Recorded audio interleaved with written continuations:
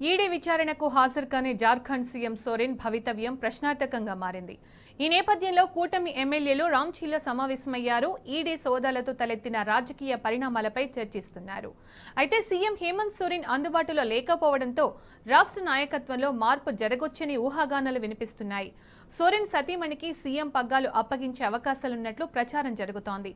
మరోవైపు రేపు రాంచీలోని తన నివాసానికి రావాలని ఈడీ అధికారులకు సందేశం పంపారు సోరెన్. బుధవారం మధ్యాహ్నం ఆయనను విచారించే అవకాశాలు కనిపిస్తున్నాయి.